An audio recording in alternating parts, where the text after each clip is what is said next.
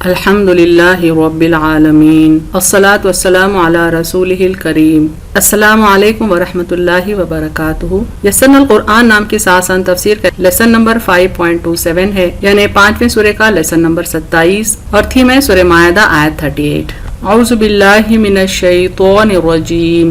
بسم اللہ الرحمن الرحیم۔ والسارق والسارقة فاقطعوا أيديهما جزاء بما كسبا نكالا من الله والله عزيز حكيم۔ ورڈ بائی ورڈ ٹرانسلیشن دیکھیں۔ والسارق روٹ ورڈ ہے سین را قاف سے، اور چور مرد یعنی ایسا مرد جس نے چوری کی، اینڈ فار دی میل تھیف۔ والسارقة سین را قاف سے ہے معنی اور چور عورت، اینڈ دی فیمیل تھیف۔ فاقطعوا قاف تو عین سے ہے معنی پس کاٹ دو، دین کٹ آف۔ ایدیہما ان دونوں کے ہاتھ، دیر ہینڈز، جزاء سزا، ریکمپنس اور ریوارڈ، بما اس کی جو، فار واٹ، کسبا کاف سین با سے ہے معنی انہوں نے کمایا، دے ارن اور دیر ڈیڈس۔ نکالا نون کاف لام سے معنی عبرت، ایگزمپلری پنشمنٹ، مین یعنی سے، فرام، اللہ اللہ اللہ، واللہ اور اللہ، اینڈ اللہ، عزیز زبردست، غالب، آل مائٹی، حکیم حکمت والا، all wise. Phrase by phrase translation Urdu میں دیکھیں۔ والسارق والسارقۃ اور چور مرد اور چور عورت، فاقطعوا ایدیہما پس کاٹ دو ان دونوں کے ہاتھ، جزاء بما کسبا یہ سزا ہے اس کی جو انہوں نے کیا، نکالا من اللہ عبرت ہے اللہ کی طرف سے، واللہ عزیز حکیم اور اللہ غالب حکمت والا ہے۔ کمپلیٹ ٹرانسلیشن دیکھیں۔ اور چور مرد اور چور عورت پس کاٹ دو ان دونوں کے ہاتھ، یہ سزا ہے اس کی جو انہوں نے کیا، عبرت ہے اللہ کی طرف سے اور اللہ غالب حکمت والا ہے۔ Phrase by phrase translation English میں دیکھیں۔ والسارق والسارقۃ as for the thief both male and female, فاقطعوا ایدیہما کٹ آف دیئر ہینڈس، جزاء بما کسبا it is the reward of their deeds، نکالا من اللہ an exemplary punishment from Allah، واللہ عزیز حکیم and Allah is mighty wise۔ complete translation دیکھیں۔ as for the thief both male and female cut off their hands، it is the reward of their deeds an exemplary punishment from Allah and Allah is mighty wise۔ تفسیر آیت دیکھتے ہیں۔ آیت کا پہلا حصہ ہے والسارق والسارقۃ فاقطعوا ایدیہما، اور چور مرد اور چور عورت پس کاٹ دو ان دونوں کے ہاتھ۔ ہم یہاں پر اسلامک لاء میں چوری کا کیا ڈیفینیشن ہے اور چور کا کیا ڈیفینیشن ہے اور چور کی سزا کیا ہے اور چور پر سزا کب لاگو ہوتی ہے، کن شرائط پر لاگو ہوتی ہے، اس کی تفصیل دیکھیں گے۔ چوری کی تعریف یعنی ڈیفینیشن چوری کا کیا ہے۔ چوری کو عربی میں سرقہ اور اردو میں سرقہ کہتے ہیں، یعنی چوری کا لغوی معنی ہے خفیہ طریقے سے کسی اور کی چیز اٹھانا، یعنی سیکریٹلی ہم کسی کی چیز کو اٹھا لیے، اس کو پتہ نہیں چلا تو اس کو کہیں گے چوری۔ جبکہ شرعی تعریف یہ ہے کہ عاقل بالغ شخص کا کسی ایسی محفوظ جگہ سے کہ جس کی حفاظت کا انتظام کیا گیا ہو 10 درہم یا اتنی مالیت یا اس سے زیادہ کی کوئی ایسی چیز جو جلدی خراب ہونے والی نہ ہو، چھپ کر کسی شبہ و تعویل کے بغیر اٹھا لینا، یعنی اسلامک لاء میں اس کی تعریف۔ یہاں تو ڈکشنری میں اس کا جو ڈیفینیشن وہ ہو گیا، یہاں پر اسلامک لاء میں چوری کس کو کہتے ہیں اس کی تفصیل ہے، یعنی چور کا عاقل ہونا ضروری ہے، سمجھدار ہونا، بالغ ہونا، اور ایسی جگہ سے سامان چرانا جہاں پر سامان کی حفاظت کی گئی ہو، اس کا انتظام کیا گیا ہو، اور اس کی مالیت یعنی اس کی قیمت کم از کم 10 درہم ہو، اور ایسی چیز کو چرائے جو جلدی خراب نہ ہو اور پھر بغیر کسی شبہ و تعویل کے وہ اٹھا لے۔ لیکن جہاں تک چور کی شرعی سزا ہے یعنی اسلامک لاء میں اس کو جو سزا دینا ہے، اس کے لیے جو پنشمنٹ ہے جس کو حد سرقہ کہتے ہیں، وہ سزا جاری ہونے کے لیے چوری کی تعریف میں ان شرائط کا اضافہ کیا جاتا ہے، یعنی چور کے اوپر اگر اسلامی قانون کے تحت سزا لاگو کرنا ہے، اس کے ہاتھ کاٹنا ہے تو اسٹرکٹ رولز ہیں، اسٹرکٹلی کچھ کنڈیشنز کا سیٹسفائی ہونا ضروری ہے۔ اگر ان کنڈیشنز میں سے کوئی بھی کنڈیشن سیٹسفائی نہیں ہوتی ہے تو پھر چور کا ہاتھ نہیں کاٹ سکتے ہیں۔ کنڈیشنز میں سب سے پہلے ہے کہ چور نابالغ نہ ہو یعنی مائنر نہ ہو، مجنون یعنی پاگل نہ ہو، نابینا یعنی اندھا نہ ہو،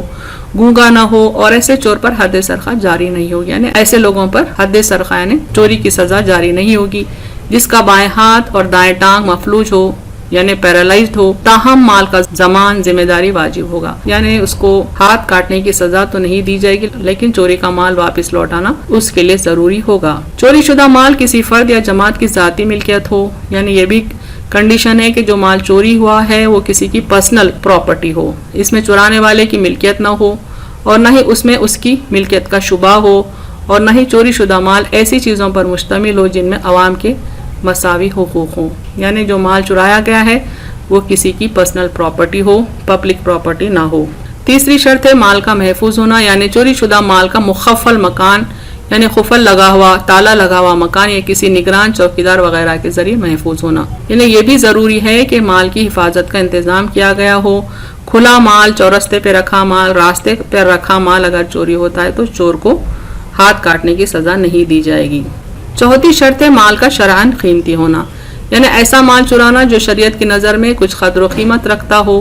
لہذا مسلمان کی شراب چرانے پر حد سرقہ جاری نہیں ہوگی، یعنی اسلامی قوانین کے تحت اگر مسلمان نے ایسا سامان چرایا ہو جس کی اسلام میں ویلیو ہو تبھی اس کو سزا دی جائے گی، لیکن اسلام میں اس کی ویلیو نہ ہو تو اس کی سزا بھی نہیں دی جائے گی۔ چوری شدہ مال ایسا ہو جو 1 سال تک خراب نہ ہوتا ہو، لہذا روٹی، گوشت، پھل، سبزیاں اور کھانے کی دیگر اشیاء جو سال بھر تک صحیح نہیں رہ سکتی ان کے چرانے پر حد سرقہ جاری نہیں ہوگی، یعنی خراب ہونے والا مال بھی اگر چوری ہوتا ہے تو چور کا ہاتھ نہیں کاٹا جائے گا۔ خاص طور پر کھانے پینے کی چیزیں اگر چوری کرتا ہے چور تو اس کو سزا نہیں دی جائے گی، چونکہ ممکن ہے کہ اس نے بھوک میں ایسا کیا ہو۔ چھٹی شرط ہے اور چوری کی سزا کے جاری ہونے کے لیے نصاب علماء حنفیہ کے نزدیک 10 درہم ہے، جو 2 تولہ 7.5 ماشا چاندی بنتی ہے، اور موجودہ اوزان کے بموجب اس کی مقدار 30 گرام 618 ملی گرام چاندی ہوتی ہے، یعنی امام ابو حنیفہ کے قول کے مطابق یہ ضروری ہے کہ چوری کا مال کم از کم 10 درہم ہو۔ 10 درہم کتنا ہوتا ہے یہاں بتایا گیا ہے، 30 گرام 618 ملی گرام چاندی کے ایکویلنٹ ہوتا ہے، یعنی اس کی قیمت کے ایکویلنٹ ہوتا ہے۔ 7ویں شرط ہے بلا اجازت اٹھانا، یعنی چور نے ایسا مال اٹھایا ہو جسے لینے یا اٹھانے کی اجازت نہ ہو، لہٰذا اگر کسی مال لینے کی یا اٹھا کر استعمال کرنے کی اجازت دی گئی ہو اور وہ اس کو بالکل لے جائے تو اس پر بھی حد سرقہ جاری نہیں ہوگی، یعنی کسی نے کوئی مال پبلک استعمال کے لیے رکھا ہو کہ کوئی بھی اس کو اٹھا سکتا ہے، لے سکتا ہے، تو ایسا سامان چوری ہونے پر بھی چور کو ہاتھ کاٹنے کی سزا نہیں دی جائے گی۔ اسی طرح اگر کسی کی جیب کاٹ لی یا زیور نقدی وغیرہ چھین لی یا دھوکہ دے کر لے لی یا امانت لے کر مکر گیا تو ان سب صورتوں میں بھی حد جاری نہیں ہوگی، یعنی ایسے سچویشنز میں بھی ہاتھ کاٹنے کی سزا نہیں دی جائے گی بلکہ ان کو تعزیری سزا دی جائے گی۔ تعزیری سزا اس سزا کو کہتے ہیں جو قرآن و حدیث میں مینشن نہیں ہے لیکن جرم کو جرم کہا گیا ہے، تو اس کی سزا قاضی پر منحصر رہتی ہے کہ وہ اس سے ملتی جلتی سزا دے یا اس سے کچھ کم سزا دے، یا یہ بھی ممکن ہے کہ وہ حاکم وقت کی تجویز پر موقوف رہے۔ 8ویں شرط ہے چوری شدہ مال چھپ کر خفیہ طور پر لیا جائے، لہٰذا اگر کسی کا مال علانیہ لوٹا جائے تو وہ چوری نہیں بلکہ ڈاکہ ہے، اس پر چوری کی حد جاری نہیں ہوگی، یعنی چوری میں اور ڈاکے میں فرق ہے۔ چوری یعنی چوری چھپے مال چرایا جاتا ہے، ڈاکہ کھلے عام ڈالا جاتا ہے، تو چوری کی سزا ہے کہ ہاتھ کو پونچے سے کاٹا جائے، لیکن ڈاکے کی سزا ہے کہ دائیں طرف کا ہاتھ اور بائیں طرف کا پیر کاٹ دیا جائے۔ اگر ڈاکہ ڈالنے والا قتل بھی کرتا ہے تو پھر اس کو سر عام سولی لگایا جائے، اور ان کی تفصیل ہم سابق آیت میں دیکھ چکے ہیں۔ ارادہ ہونا، یعنی چور کا مقصود نصاب کے بقدر مال کو چوری کرنے کا ہی ہو، لہٰذا اگر کسی نے 10 درہم کی مقدار سے کم کا کپڑا چرایا اور اس کو معلوم نہیں تھا کہ کپڑے کے اندر کیا ہے، اس کا مقصد کپڑا چرانا ہی تھا، لیکن کپڑے میں 10 درہم کے بقدر کوئی چیز نکل آئی تو حد سرقہ جاری نہ ہوگی، یعنی اگر چور نے جو سامان چرایا اس کو پتہ نہیں تھا کہ وہ بہت زیادہ قیمتی ہے یا 10 درہم کے برابر ہے، اس سے زیادہ ہے، بعد میں تحقیق پر پتہ چلا کہ اس کے اندر اتنا مال تھا، اتنا سونا چاندی وغیرہ تھا جس کی قیمت 10 درہم کم از کم تھی، تو اس پر بھی حد جاری نہیں ہوگی، یعنی اس کا ہاتھ نہیں کاٹا جائے گا چونکہ اس کو پتہ ہی نہیں تھا کہ وہ مال اتنا قیمتی ہے۔ چور کی شرعی سزا، یعنی اسلامی قانون کے تحت چور کی سزا کیا ہے اس کی تھوڑی تفصیل دیکھیں گے۔ چور کی شرعی سزا 2 قسم پر ہے، ایک کا تعلق چور کی ذات سے ہے اور دوسری کا تعلق چوری شدہ مال سے ہے، یعنی سزائیں 2 لیولز پہ ہے، مال جو اس نے چرایا ہے اس کے سلسلے میں اور اس کی اپنی ذات کے سلسلے میں۔ پہلی سزا جس کا تعلق چور کی ذات سے ہے وہ چور کا ہاتھ گٹے پر سے کاٹ دینا ہے، یہاں تفصیل بتائی میں نے تصویر میں، یہاں جو لکیر ہے اس کو گٹا کہتے ہیں، یعنی چور نے اگر چوری کی اور یہ ثابت ہو گیا کہ اس نے حقیقت میں چوری کی تو اس کا ہاتھ گٹے سے کاٹ دیا جائے گا۔ دوسری سزا جس کا تعلق چوری شدہ مال سے اس میں تفصیل ہے، جس کا خلاصہ یہ ہے